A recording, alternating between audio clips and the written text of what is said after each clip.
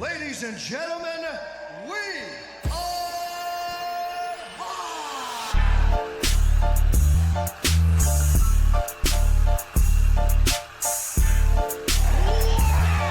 Who the fuck is that guy? I love you! My balls were hot.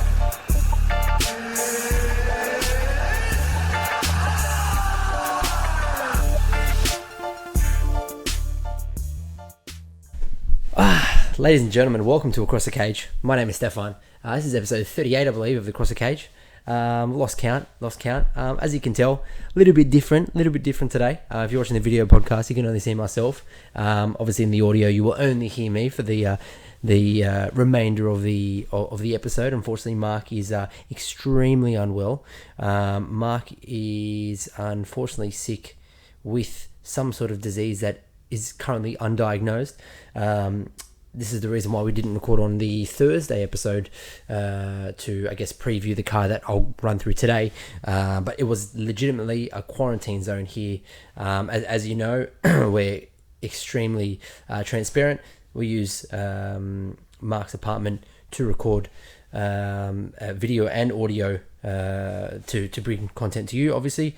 And yeah, with a quarantine zone here, it was like Chernobyl. It's the only way I can describe it. It was like Chernobyl in here. And yeah, complete quarantine zone. So apologies for not recording on the Thursday. We're back. I'm back. Mark's here with us in spirit. And we'll roll on. Usually Mark doesn't ask me how I am now, but I'll tell you how I am. I'm doing fantastic for a Wednesday. Doing absolutely fantastic for a Wednesday. You know what? I wanted to just quickly touch on the mentality of the gym and going to the gym. Actually, no, I'm not going to bore you with that. Let's just jump into business. UFC Fight Night Uruguay was happening over the weekend. And you know what? I'm going to be completely honest with you. Firstly, I don't know how many people bloody watched this card. It was a very, very, I guess, boring, lackluster card. That's probably being generous. Potentially, there were 4 fights that I could genuinely say that I was interested in. And I'll run through them with you. But overall, it just seemed like it was an extremely lackluster, boring card.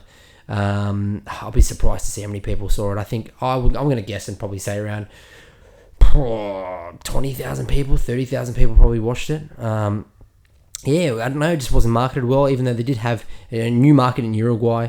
Did have the championship match at the top of the card, but don't know if it was enough to draw the people in. Don't know if it was enough to draw the people in. But anyway, I watched it because, I'm a degenerate and I love watching MMA. But I'll run through the things that kind of stuck out for me. So the prelims, there were 2 things that kind of stuck out for me. The first thing was Tecia Torres. Tecia Torres, that's 4 in a row now that she's unfortunately lost. And there comes, I've said this before on the podcast, there comes a point in your career where you have to kind of turn around and ask yourself the question, am I doing enough to succeed? Am I doing enough to be a world champion? And obviously, you have an end goal for whatever you do in life, whether it's with football for me, whether it's fighting, whether it's with your work, or whether it's with the gym. You have a goal, you have an end goal. And as a fighter, I feel like you have to ask yourself that question of whether or not you are doing enough, or maybe your body can't do enough to achieve ultimately what you want to do. Now, I would assume that every fighter in the world that fights wants to become world champion of whatever organization, UFC, One Championship, Bellator, wherever you are. You want to become a world champion. And I feel like Tecia Torres is at that stage of her career now when she needs to ask herself the question, is she doing enough to become a world champion? Or can she do enough? She exhausted herself enough and that's all that she's got and she can't do any better. She's got to ask herself the question. I personally feel like she is not, emotional enough. As a fighter, she's a textbook fighter. Her skills across the board are clean, crisp. They're on point. But I feel like there's just that someone just needs to, I don't know, spark a fire inside of her just to get her going. It just seems like she respects everyone too much, if that's the way to put it. I think she gives everybody her opponents too much respect, and that's I guess her opponents run over, and that's why she's lost 4 in a row. Now we can sit here and we can say, you know what, last couple of opponents that she's had, they're either former or current world champions. Fair enough. But I feel like she's got the talent and the quality to beat all those people as well. So who knows? Hopefully she does bounce back. I probably think that maybe the UFC might give her one more. I reckon one more, and then if she doesn't win that one, then might be the end of the road. The other one that sort of sticks out for me in the prelims was what's his name? Gane.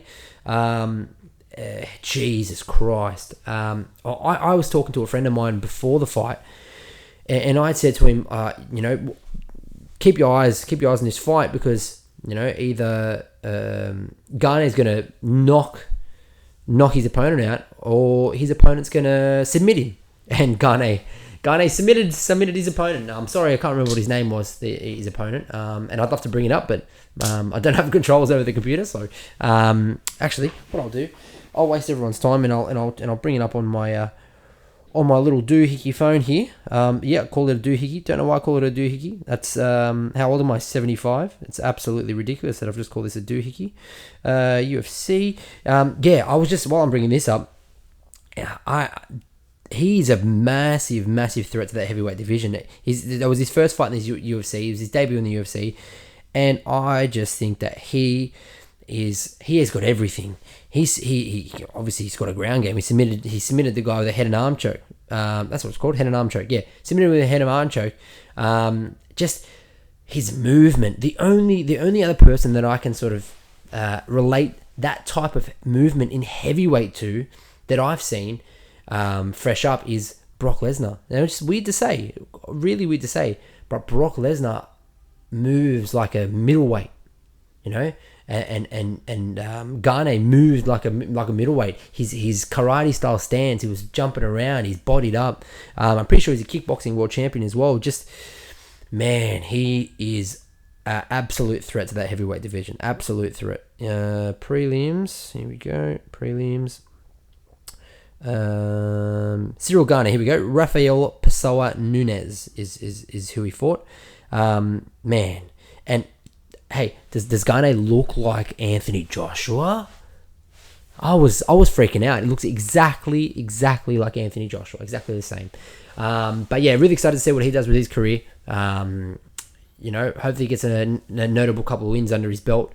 And that the heavyweight division isn't that stacked. So looks as though he'll obviously jump straight in there. But we'll push on. Now the main card. Now there were I guess three main fights out of the main card that I enjoyed watching. Really enjoyed. I enjoyed Volkan Ozdemir and Ilir Latifi. Volkan Ozdemir, no time. Defeated Ilir Latifi in the second round via TKO. Beautiful knockout. It's good to see Volkan back. I'm pretty sure he was injured as well. He injured his hand or his arm in that. I think he had a bar fight or something stupid like that. But it's good. He looked good, man. He looked very good. I think the fight, the title fight against DC was probably a little bit too much for him. And I still think that he won that fight against Reyes. That was an extremely close fight. He looked good there too. So hopefully he can heal his hand up. Amazing performance here against Ilir Latifi. And he'll be straight back in there. I think maybe. Ooh, who knows? Well, Johnny Walker's tied up. Who knows who he's got up next? I don't think they'd give him the Reyes shot next. He's obviously not going to fight John Jones, the champion. So who knows? Who knows what's next for Ozdemir? Who knows what's next? And the other two fights that Vicente Luque and versus Mike Perry. Now this has to be without a doubt the absolute worst broken nose I have ever seen in my entire life. His nose was on the side of his face. I've never seen anything like this before. Now, I feel for Mike Perry. This is an extremely close fight. Now, did Vicente Luque win? Look, we can argue back and forth over it. Nobody's going to have the correct answer. I think, 10 times these guys fight, it'd be 5-5 split down the middle. It's an extremely close fight. I think Mike Perry lost this fight in the third. Obviously, having his face explode or his nose explode all over his face with a flying knee didn't help. But you know what? I'm not going to argue the point. I think whichever way, whoever you think won this fight, it's a split decision. At the end of the day, split decisions. I feel like no one got robbed. No one got robbed. It was that close that it could have went either way. So, good win for Vicente Luque. I think he extends his win streak. I think it's 7 now, 7 or 8, something like that. But man, I feel for Mike Perry. I really enjoy watching Mike Perry fight. I think he's in it. He's like Cowboy Cerrone 2.0. He's obviously not as active as Cowboy. I would like him to be more active, but now with this nose injury, he's going to be out for who knows, a year, if not more. I was reading an article as well today. Apparently, Mike Perry, after taxes, after paying for his team, after paying his management, and after paying for his nose surgery, he was left with $6 from his fight bonus from the weekend. $6. That's absolutely insane that the UFC didn't cover the medical bills for his nose. That's absolutely ridiculous.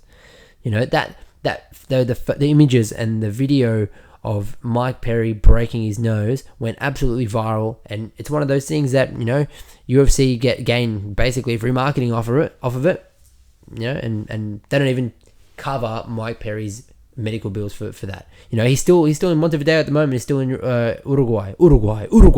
He's still there. So it's a shame. It's a shame to see. Mike Perry's going to be that for a long time. Nose injuries are the absolute worst. Touch wood. Don't even know if that's wood. IKEA, can you confirm please if this is actual wood or if it's laminate or whatever? But touch wood. He doesn't have. I was touching wood because I've never had a broken nose. However, just getting hit in the nose, when your nose isn't broken, has to be the worst pain ever. Has to be the worst pain. That and stubbing your toe against a table or a bed. The two worst pains in the world. Getting hit in the nose, even if it's not broken, and stubbing your toe. Two of the worst pains in the world. I'd rather have a dislocated finger than stub my toe. Mike Perry's going to be out for a long time. And the nose, look at Arlovski's nose. Man. Hopefully, Mike Perry doesn't look like that after the surgery. Hopefully, he gets it rearranged and fixed. But then the problem is, how easy is it going to break now? Is his breathing going to be the same? Is his cardio going to be the same? How fragile is going to be? Is his face going to be now? Now will he be mentally thinking about covering up all the time? Doesn't want his nose to get hit. These are things that are going to play a massive factor in Mike Perry's future. But look, I know Mike Perry listens to the podcast. I wish him a speedy recovery and hope to see him back in the octagon very, very soon. Now, the main event, Valentina Shevchenko versus Liz Carmouche. This one went to a decision. And I wish I could sit here and talk about an exciting back and forth exchange, a chess match, so to speak. But I can't. I don't want to bash it too much. But it was possibly one of the most boring title fights in UFC history. It was just nothing was happening. You could tell Valentina had a game plan. And Valentina executed that well, did enough. Carmouche, I feel like you can't go into a title fight and expect to do as little as Carmouche did to try and get a victory, especially against Valentina. Look, undoubtedly Valentina's extremely hard to come up against. She very, very rarely loses, especially these days. Even against Amanda Nunes, again, that fight could have went either way. But you got to do more than what Carmouche did. She's going in there pre-fight. I want to knock this girl out. Didn't look at all like she was going to knock her out. Shevchenko absolutely dominated that fight. And when I say dominate the fight, she didn't really do much. She didn't look gassed. She didn't look tanked. I know she's on her way to Australia. She's doing some events for the UFC gyms here, and she's going to look absolutely fine. She's going to be fresh. People could probably fight her at Castle Hill, but just a complete non-event. Now, the thing that I really wanted to discuss with Mark today, I was hoping that we'd get on, but obviously he can't. But the one question I wanted to ask him was, do we think that Valentina Shevchenko is becoming relatively close or relatively the same as Demetrius Johnson? Now, when I say that, Demetrius Johnson, undoubtedly for me, the greatest fighter on the planet. Pound for pound, number one, greatest fighter on the planet for me. But when I compare the two, I talk about the weight divisions, and I also talk about how influential that they are to, I guess, being a draw and fighting fighters and cleaning out a division. There's nothing really for Valentina Shevchenko there at the moment. There's absolutely nothing in that division. And that was the same as Demetrius Johnson until Cejudo, came in there like a little elf, little peasant, and stole the belt. Again, don't think he won, but I'll repeat that till I'm buried. I'll have that on my tombstone when I get buried. I'll put Demetrius Johnson did not lose to Henry Cejudo. That's what I'll put on my tombstone. But yeah, there's not really much for the only fight that's really appealing for Shevchenko at the moment is either going up to challenge Nunes or Nunes coming down to challenge. She's not gonna fight Andrade. She's not gonna fight Andrade. She's not gonna cut that far down. She already has zero body fat on her anyway. I hope they just don't keep chucking Valentina Shevchenko on these UFC fight nights just to say, oh, we've put a title fight on there. She deserves better treatment than that. But at the same time, who are you going to partner up with? More challenges need to come out of her weight division. I think they need to dip a little bit into Bellator One Championship, get some fresh talent, and excite that division again.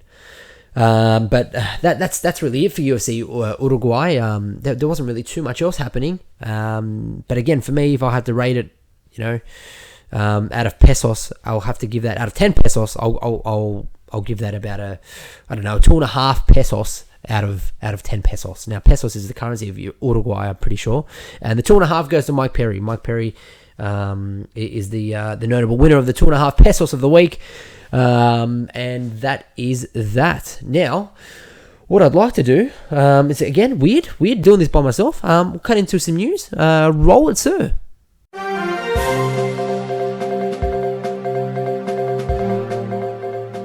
All right, beautiful. Thank you, sir. Right.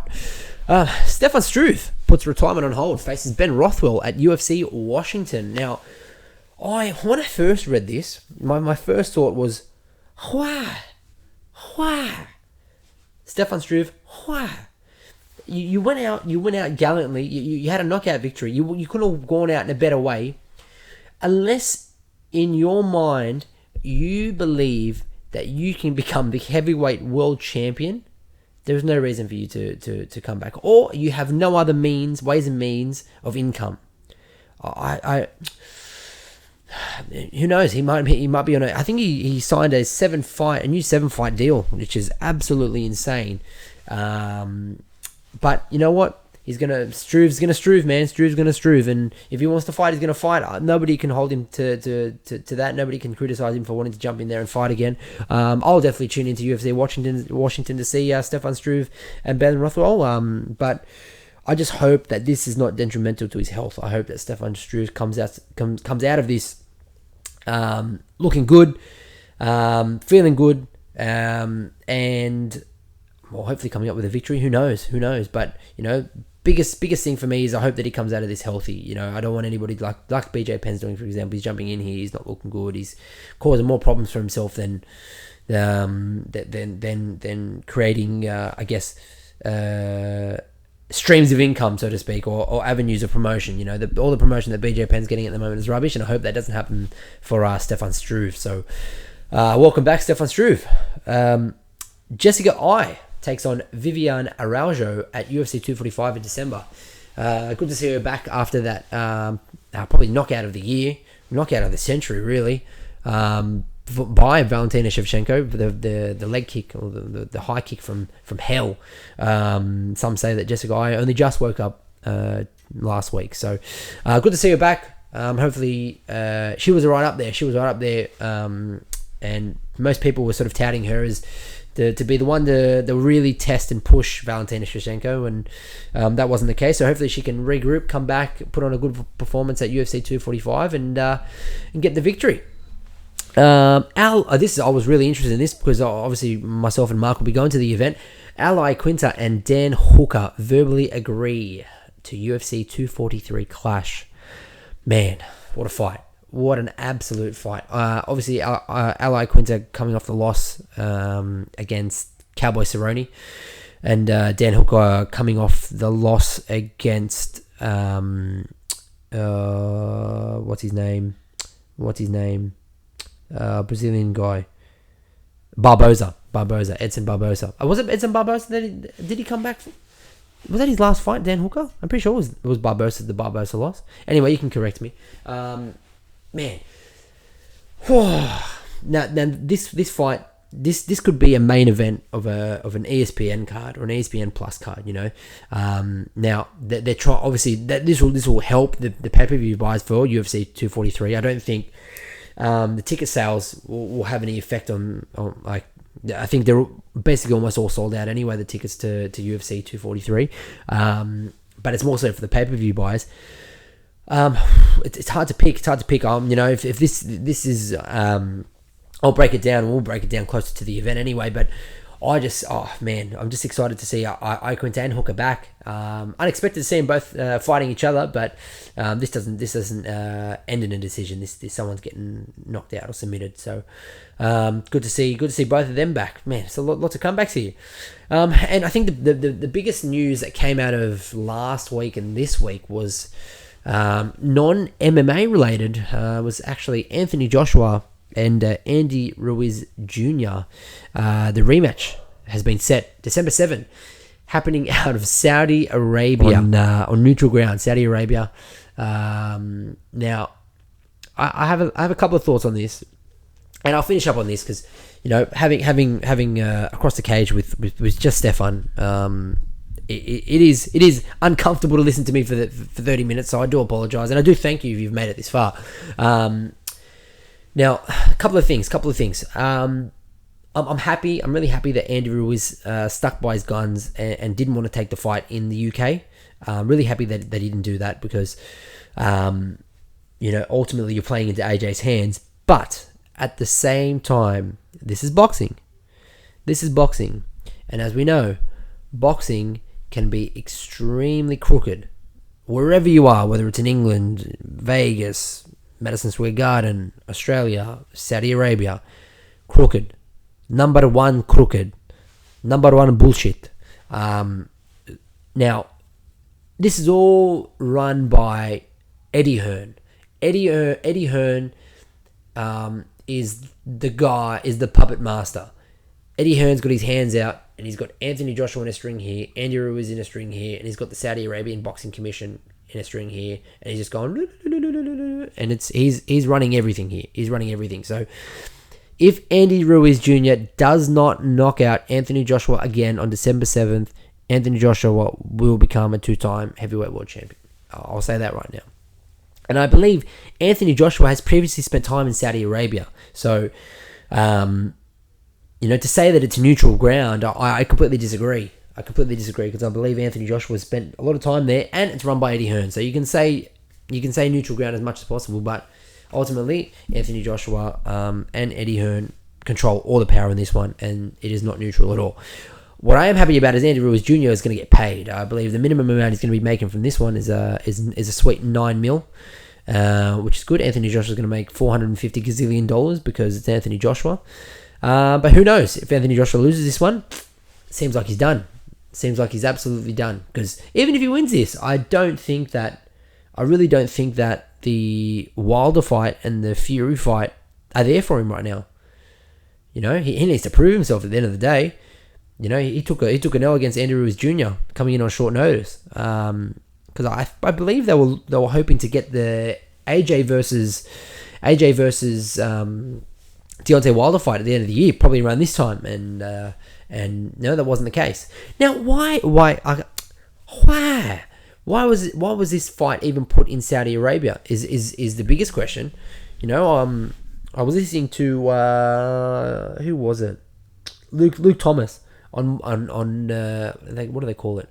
Morning Combat. I believe they call it Morning Combat. A relatively new podcast for them, but they were saying on there that there could have been so much more money made if they made the fight in the States, even in Mexico.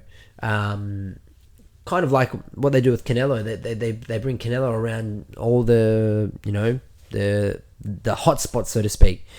Cinco de Mayo, and put them in areas where the Mexican people can come in and support Andrew Ruiz. Andrew Ruiz Jr., the first Mexican heavyweight world champion, come around and support him. How many of those Mexicans are going to go over and fly to Riyadh in Saudi Arabia to watch the fight? I beg that 1,000 Mexicans will go over there and fight, unless they reside there. They're probably not going to make it out there. So there's a big opportunity missed here for boxing. But Eddie Hearn and DAZN have their own agendas, and it's not gonna hinder me from watching the fight. I'll obviously watch the fight, and I'm sure that all the boxing and fight fans are going to tune in to watch it, because it's the hottest thing probably going, unless they make Tyson Fury versus Deontay Wilder 2, which I don't think is going to happen anytime soon. But that's it. I think we're done. Mark, are we done? Yeah, good chat. Check us out on social media. The competition's still up as well if you want to jump in and get on board with the competition. Thanks again to CBD Oils Australia for supporting the podcast. Use our promo code Across the Cage. That's for 10% off all their supplements. Thanks for tuning in. Apologies again for the sweet subtle notes of my voice for 30 odd minutes.